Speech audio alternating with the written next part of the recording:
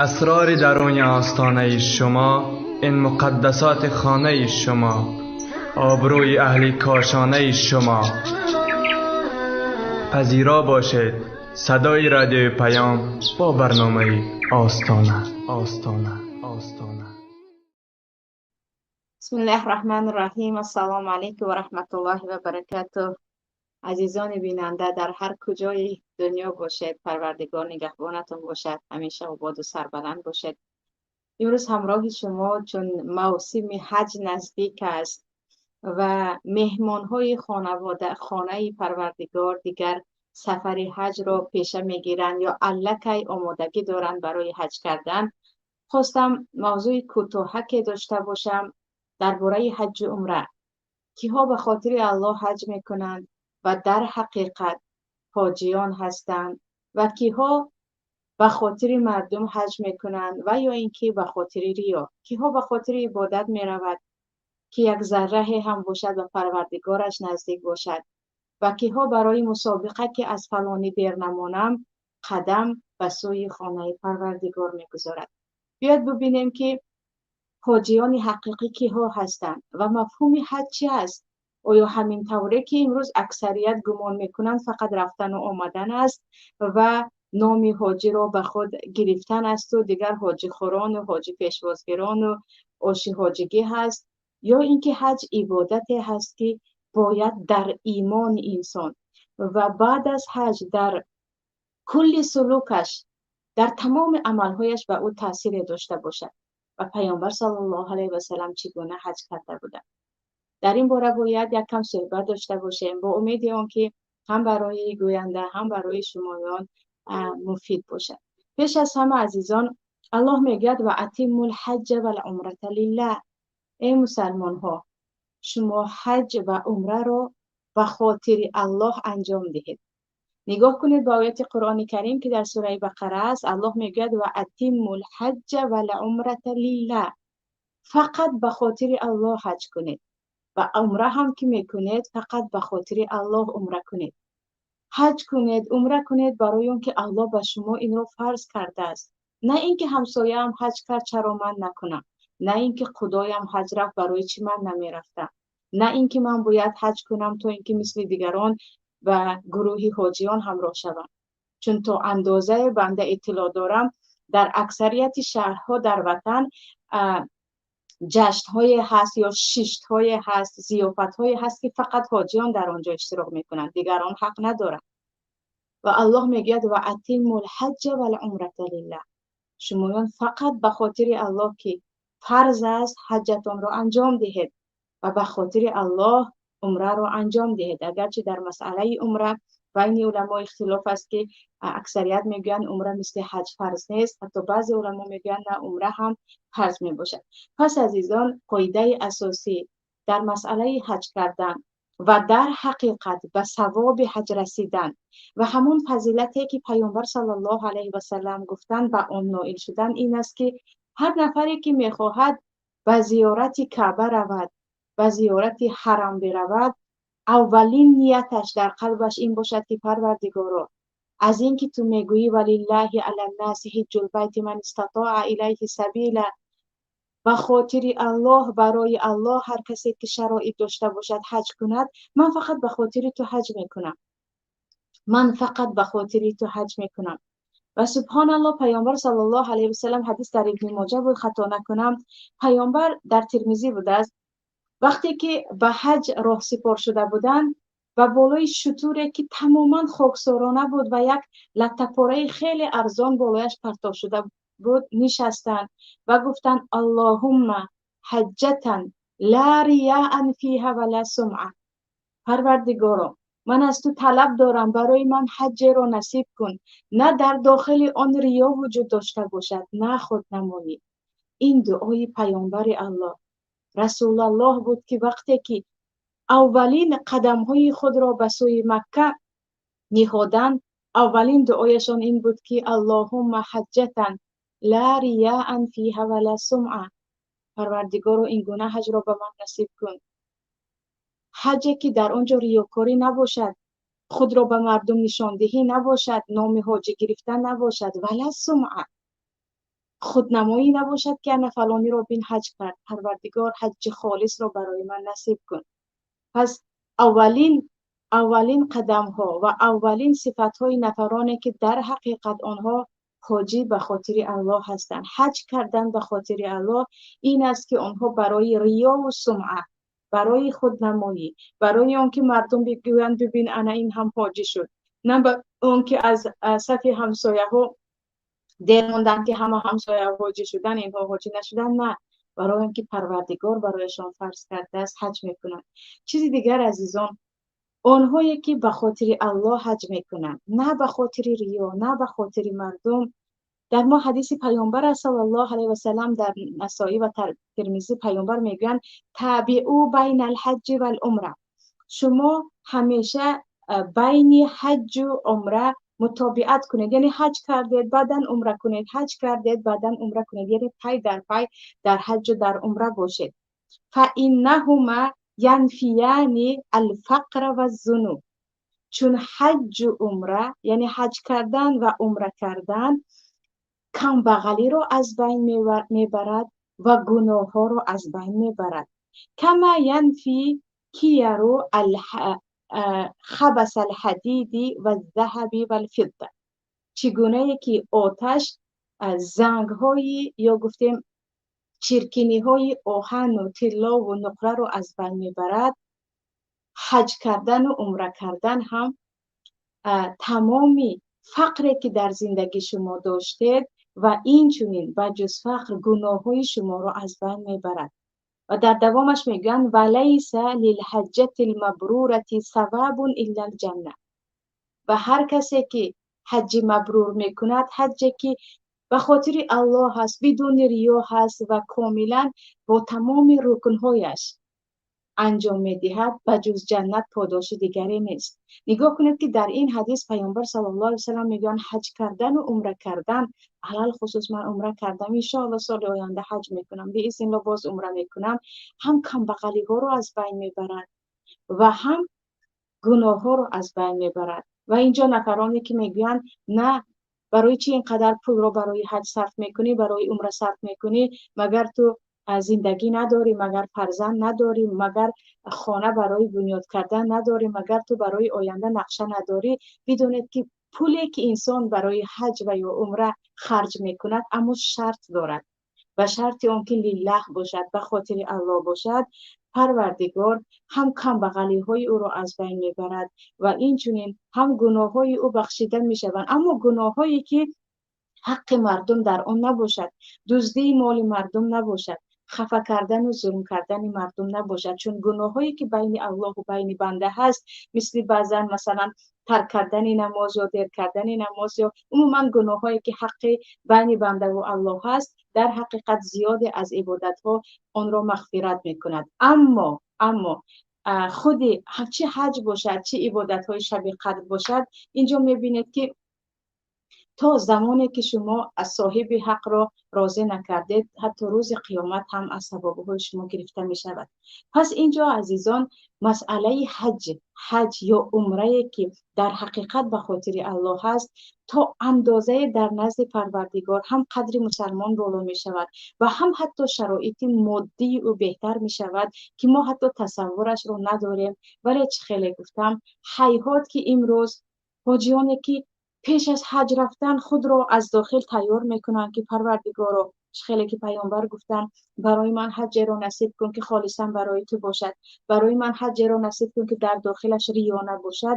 این گونه نفران را پیدا کردن هستن، اما کم هستن. ولی اکثریت رو ببینید، یک انسان به حج روانه هست، پیش از آن که رود چقدر تلاطم، چقدر ولیمه، یا گفتیم دبدبه ها، چند هزار نفر گسیلش میکنن تا خود هواپیما رسیدنش و تا خود فرودگاه با گل و گلدسته ها با گریه و حتی بعضیشان رو در کجایی دیدم با دایره هم داشتن حاجی را گسیل میکردن و هنوز به حج نرفته. الکی او وقت من میگردم چی می باید میپوشه، چی باید میپوشم، به مردم چی میدهم، مردم چی کار میکنن، چند هزار باید به خانه من آیند و شمارشان رو هم معلوم است که یعنی شما به کجا روان هستید؟ انسانی که تصور کنید حج از رکنهای اسلام است، مثل نماز خواندن و روزه داشتن و ببخشید یک دقیقه خیلی معذرت میخوام برای اینترنت. حج از عبادت های الله هست، مثل روزه گرفتن، مثل نماز خواندن و مثل زکات دادن. آیا می شود انسان به خاطر اون که نماز خواند یا زکاتش را داد این همه مردم را خبردار کند و این همه دبدبه و شور و غوغا را به میان آورد؟ به خاطر اون که فقط عبادتت رو انجام دادی. تو فقط فرضی که الله بالای تو قرض گردانیده است که تو اگر پولدار باشی، فرق ندارد زن هستی مرد هستی، خانه‌دار هستی بی خانه هستی، جوان هستی پیر هستی، مادر هستی فرزند هستی، فرق ندارد. تو مسلمان هستی وقتی که تو شرایط و رفت آمد رو داری، سلامتیت هم خوب است و پول هم برای رفت آمد داره، تو باید حج کنی. نه اینکه فلانی نکرد من نمیکنم، یا اینکه اول باید او کند بعدا من کنم. نه، حج از عبادت های پروردگار هست که حتی در نزد اکثریت علما زن برای اجازه گرفتن از محرمش برای حج رفتنش قانون یا گفتیم شرط وجود ندارد. یک زنی مسلمان وقتی شرایط رفت آمد رو دارد و همراهش جماعت هستند، او حتی به اجازه محرمش هم میتواند حج کند، چون مسئله فرض الله هست، مسئله عبادت الله هست. اکنون ببینید که امروز من حج رفته ایستادم، گویان این همه واهمه که در ما هست و از گاو کشتن شروع کرده تا حتی کودکان را زیر پای حاجی پرتافتن و گویا که این انسان رفت و فرشته شده آمد، از لباس او تبرک کردن و با دست او را گرفته به چهره خود مالیدن و کودکان را به او دادن و چقدر نوارهایی هست که انسان حیرت زده می شود. مگر یک نفر نمازش رو خواند ما این کار رو میکنیم؟ فرض الله را انجام دادی، پروردگار قبولت کند، پروردگار عمل تو رو قبول کند. اما من فرض الله را انجام دادم، من رفتم و آن چیزی که پروردگار به من قرض کرده است و اگر من شرایط دارم و انجام ندهم گناهگار میشوم، گناهگار میمیرم. یعنی بجای اینکه من حج کردم و تاثیرات معنوی گرفتم و بنده بودن خودم را حس کردم و دیدم که چقدر بنده های الله با گریه و با زاری و با بیماری و با هزار و یک فقر و خنبغلی هم باشد رفتند و در آنجا برای انجام عبادتشان داشتن در مسجد حرم گریه میکردن، نماز میخوندن. از این منظره ها را دیده و جای اینکه مویان تماما تغییر یافته آییم و به مردم بگیم شما هم حج کنید، دعا کنید پروردگار قبول کرده باشد، نه، میبینید که تماما راه گشتن دیگر، صحبت کردن دیگر، فلانی نآمد مرا تبریک کند، فلانی چرا مرا حاجی جیغ زنان میگویند، چیزی میگویند، و اون مرا جیغ نزده است، برای چی لباس مخصوص برای من نآوردن و حاجی ها باید زن و مرد لباس سفید پوشن یا چیزی دیگر که نمایان باشن و خیلی یک معرکه کلان شود. اینها به خاطر چی؟ به خاطر یک عبادتی که به خاطر الله شما باید انجام میدادید. و حتی علمای بودن که هر سال حج میکردن، در چند ماه پای پیاده میرفتن عمره میکردن که پروردگار هرچی راه مشقت‌تر است، هرچی ثوابش زیادتر است، که پروردگار بدان که قدم‌های ما فدا باشد برای فرضی که تو برای ما انجام دادی. اکنون ببینید حالت حاضره رو، حالت امروزه که میبینید، یعنی این دبدبه، این شور و غوغای زیاده که در اکثریت مردم دیده میشود. انسان نمیدوند آیا شما عبادت انجام داده اومده یا قهرمانی دیگر، یا قهرمانی انجام دادید یا کار برای ملت و برای امت انجام دادید که لایق کوکبی بود، تعظیم کنی و به نزدیکی بود. یک نوار کوتاه به من روان کردن.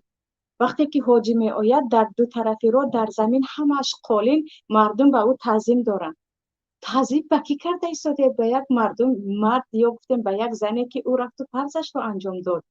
پیامبر صلی الله علیه و سلم با پیامبری اجازه نمیدادن که به پیامبر کسی تعظیم کند. میگفتن تعظیم کردن به خاطر الله هست، این رو به من نکنید. پیامبر به یگان کس به من تعظیم کن گفتگی نیستن، و یگان کس اجازه هم نداشت به پیامبر تعظیم کند. امروز به حاجیات دو طرفی را و چشم خود نوار رو دیدم، از اینکه نخواستم آبروی آن نفری که زیارتی حج کرده است رضا نخواستم در آنجا پیداش کنم. ببخشید بمانم، حتما میتوانید در یوتیوب پیداش کنید. در دو طرف راه مردم دستها به بر در تعظیم هستند و حاجی دارد از مبین راه میرود و چقدر راه است که همه آن قالین پیچان است و زمین ها همش قالین است. روی یک کسی که عبادتش را انجام داد، این همه واهمه، این همه بالای سر برآوردن و پرستش که گویا که رفت و این فرشته شده آمد. چیزی دیگر اینجا هست، چیزی که در حقیقت پیامبر صلی الله علیه و سلم چه خیلی گفتیم،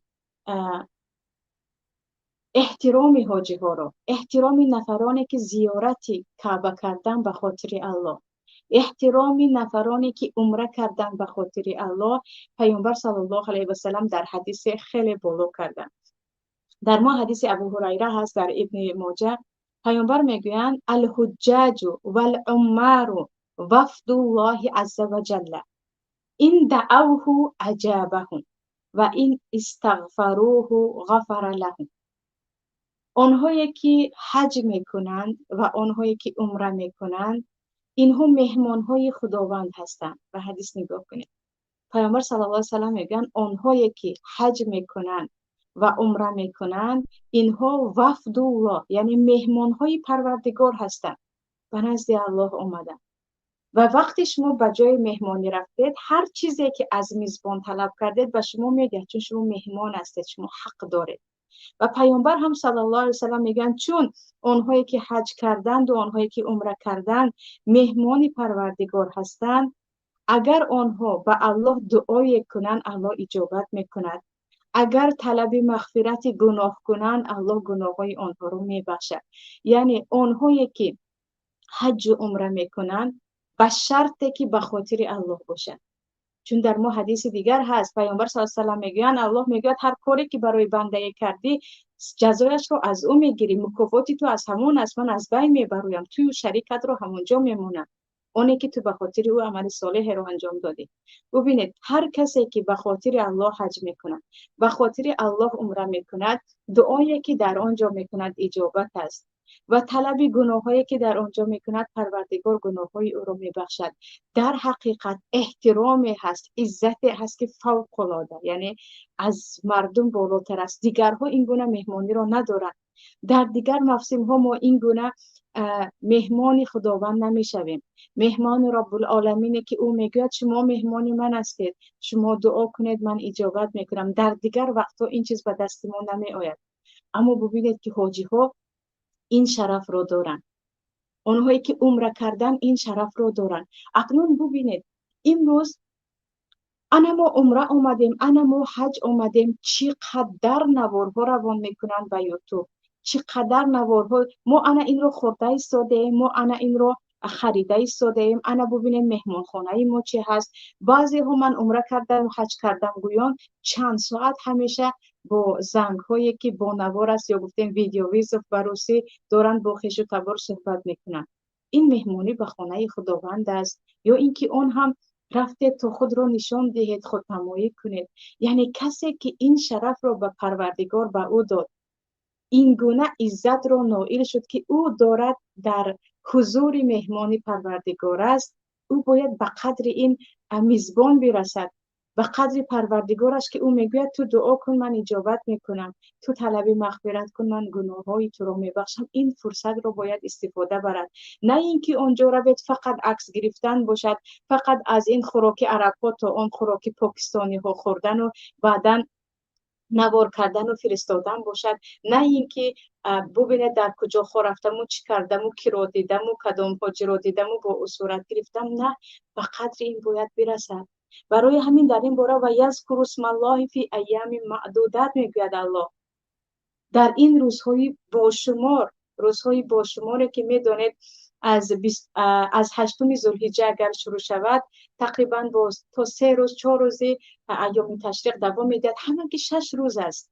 اگر همش را یعنی تماما دیر نکرده در همش اشتراک کند حاجی، همگی 6 روز ببخشید در مهمانی خداوند است.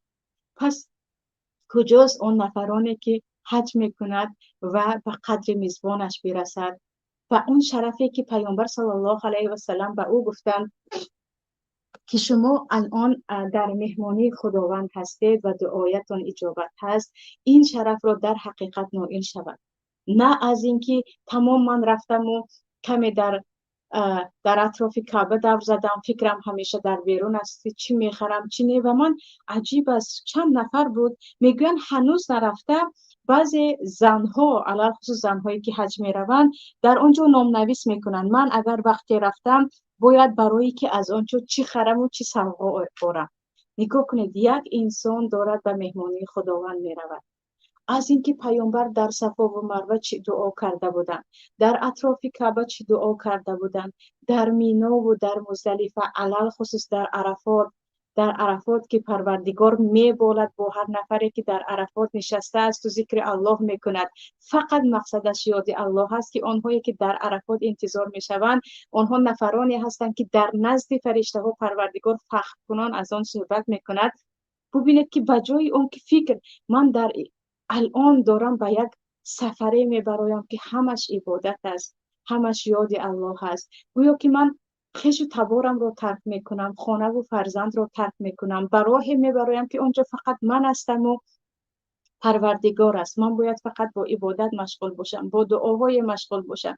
عموما برای سیقل دادن ایمانم یا گفتیم نو کردن ایمانم مشغول باشم. هنوز نرفته فکری من این است که در اونجا کدام مغازه ها هست که از آن مغازه ها میتوانم من تحفه خرم و زینخور که در ذهنی من باید فراموش نشود که فلان نفرانی هستند که به آنها خرید نکردم، تمام دنیا به آخر میرسد، قهری میشوند. اونجا چند نفر هستند که باید لباس یخیله برایشان هدیه کرد. با این گونه چگونه یک انسان میتواند عبادتهایش را انجام دهد وقتی هنوز نرفته ذهنش مشغول اون است که در آنجا چیکار کنیم. چیزی دیگر این است که عزیزان 2 رکعت نمازی که در کعبه خوانده می شود، در حرم خوانده می شود، برابر 100,000 از آن هم زیادتر ثواب دارد. و عجیب است که نفرانی هستند که این ثواب در دستشان هست، آنها می توانند همین ثواب را نائل شوند، اما از اینکه در گسنیسه خوشروی جایگیر شدن یا اینکه در اطراف شهر مغازه یا اینکه بعضی جایهایی هست که در اونجا خوراک‌های بالذت هست، فقط یک مدت کوتاه حقق حج خود را یا عمره خود را که میدونید عمره که خیلی مدتش کوتاه هست با 3 رکن میتواند مسلمان عمرهش را انجام دهد. ولا یذکرون الله الا قلیلا، اون نمازهایی که نمازهای نصفه شب هست، اون نمازهایی که به امید اون که این همه ثواب نماز به دست ما باید انجام داده شود در بعضی ها شنیده هم نمی شود. هم میبینید ما اینجا رفتیم ما آنجا آمدیم انا همین گونه گویا که فرصت طلایی که پروردگار به همه نصیب کرده است، آنهایی که به دست آوردن فراموش میکنند. و یک مسئله دیگر است عزیزان، مسئله خیلی خیلی مهم است. الله درباره حج میگوید فلا رفث ولا فسوق ولا جدال فی الحج. هر کسی که حج میکند لا رفث، نباید نزدیکی به همسرش کند و در وقت احرام بستن، یا اینکه در بعض روایت ها معنای رفث بیهودگویی و گپ‌های بد است. ولا فسوق، به یگان گناه دست نزند. ولا جدال فی الحج، و به جنگ و جنجال دست نزنید. یعنی الله میگوید وقتی که شما به زیارت کعبه رفتید، وقتی این شرف را نائل شدید، بدانید که این وقتهایی هست که شما باید کنترل کنید، هم نفس شهوانی خود را، هم زبان خود را، همون غیرت و جوش و خروشی که به جنگ و جنجال میبرد. یعنی تا میتوانید در این وقت زبان خود را دارید و این چونین به جنگ و جنجال و به بیهودگویی و گپ‌های بی‌زیب و گپ‌های بد و همدیگر را رنجانیدن دست ندید. یعنی وقتی حج وقت عبادت است که همیشه باید با ذکر الله، با لبیک اللهم لبیک، با اللهم ربنا آتنا فی الدنیا حسنة و فی الآخرة حسنة و قنا عذاب النار، با این گونه دعاها شما سپری کنید. نگذارید زبان شما آلوده باشد. و ببینید حتی نفرانی هستند که آنجا می روند و میگویند من عکسم را فرستادم، حتی ماشاءالله نگفت، حتی مبارک نگفت، انا استاتوس من معلوم است، حتی دیده شما در کجایت نگفت. یعنی در آنجا هم از اینکه در دستشان تلفن است، باز مشغول هستند که با مردم چگونه با کجای صحبت کنند، یا اینکه به گفت خودمون یک کنجکاوی، یک گپ، یک چیزی دیگری. اما مسئله عادی نیست. مسئله حج اکبر است، علل خصوص یا عمره کردن است که نباید در آنجا بیهودگویی شود، نباید کارهای دنیوی شود، نباید در آنجا جنگ و جنجال شود. چیز دیگر عزیزان، یکی از حکمت‌های حج یا گفتیم فلسفه حج میگویند بعضی ها، این است که وقتی الله میگوید من استطاع الیه سبیلا، وقتی شما خرج راه را داشته باشید، تحمل راه را داشته باشید، برایتان فرض است که حج کنید. زن است مرد است فرق نمی کند. و پیامبر صلی الله علیه و سلم وقتی پرسیده می شود که آیا زنها جهاد دارند، پیامبر میگن جهاد شما حج و عمره هست. یعنی عبادتی که پروردگار گفتن این حتی جهاد است، یعنی در راه خدا جان فدایی هست. اکنون ببینید پروردگار نوابسته از اینکه مسلمان در کجا زندگی میکنه، در دوره 70,000 کیلومتر یا 100,000 یا اینکه 1000، در کجای دنیا نباشه، در کدام قطعه دنیا نباشه، وقتی تو مسلمانی برای تو این راه فرض است. و حکمتش این است که انسان یاد بگیرد به خاطر الله یکم پولش رو صرف کند که شما حج میکنید، نه به خاطر سیاحت که یکی ببینم دولت‌های عرب را، یکی ببینم مثلا شهر مدینه و شهر مکه را، نه. من برای عبادت کردن پروردگارم دارم خرج میکنم که پروردگار صف حاجیان را هر سال زیاد کند، حاجیانی که به خاطر الله پول صرف میکنند و حج میکنند و دعاهایشان انشاءالله در میزبانی پروردگار اجابت باشد. اکنون نگاه کنید، پروردگار حج را برای ما فرض کرد و بالاترین حکمتش این است که تو یاد بگیری، راه کرا کنی، خرج راهی را بدی به خاطر پروردگار، به خاطر الله که پروردگار اگرچه $6,000 و $10,000 باشد یا از آن کم و از آن زیاد باشد، اگرچه پول یک ماشین باشد و پول یک خانه باشد، اما به خاطر الله، به خاطر تو من این پول رو صرف میکنم چون تو امر میکنی که من حج کنم. این یک است. دویمش این است که ترک خیش و تبار و ترک خانه و در کردن به خاطر الله.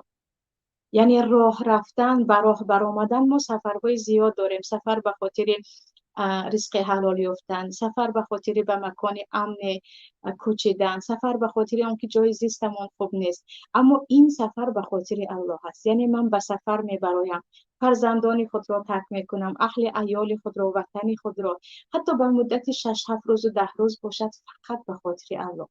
گویا الله به ما یاد میدهد که یاد بگیرید فداکاری را، یاد بگیرید فداکاری با پول را، یاد بگیرید ترک کردن دنیا خانه و در خویش و تبار را به خاطر الله. و وقتی آنجا می روید می بینید که با کدام لباس شاه و گدا با همان یک لباسک مثل کفن، از آن هم کوچکتر پاره سفید به یک کتفشان و یک پاره دیگر پیچانیده از ناپایان دیگر حج میکنند که الله گویا برای ما خبر میدهد که با همین لباس هم میتوانی زندگی کنی و در نزد من فرق نمی کند پادشاه که هست، در نزد من فرق نمی کند غلام و بیچاره یا اینکه یک خدمتگار بنگلادشی و دیگری که هست. در نزد من همتون یک خیل هستید، در نزد من تمام بنده هایم. فرضهایی که من گفتم نوابسته به اینکه کی هستم، در دنیا چی منصبی دارم، باید برابر انجام دهم. یعنی این حکمت ها رو که ببین که این همه مردم به خاطر الله چگونه لباس پوشیدن، این همه مردم به خاطر الله چقدر پول صرف کردن، این همه مردم به خاطر الله از کدام راه ها آمدن. بعضی زنهایی که کودک میده دارن ترک کردند و رفتن، بعضی ها دیگر شاه داماد یا نو به خانه یا پدر و مادر. اینها باید درسی شود برای هر کسی که می رود و یاد بگیریم در دنیا به خاطر الله از بحر پول و از بحر مال و بعضا از بحر خانواده برآمدن رو. اما اینها رو، یعنی این درس ها رو انسان کی از حج می آموزد؟ اگر حجش و اتم الحج و العمره لله فقط به خاطر الله باشد. این بصیرت رو، این دیدن و عبرت رو و از این همه راهی که من طی کردم و اومدم چی برداشت کردم و در دوام زندگی من تو چگونه به من تاثیر میرساند، چی خاطرات از این عبادت، چی لذت از این عبادت های خود با خود بردم، زمانی به دست ما میرسد که ما به خاطر الله انجام داده باشیم، نه به خاطر نام حاجی رو گرفتن یا گفتیم نائل شدن، نه به خاطر ریا و خود نمایی. این بود عزیزان برنامه امروزه من با شما.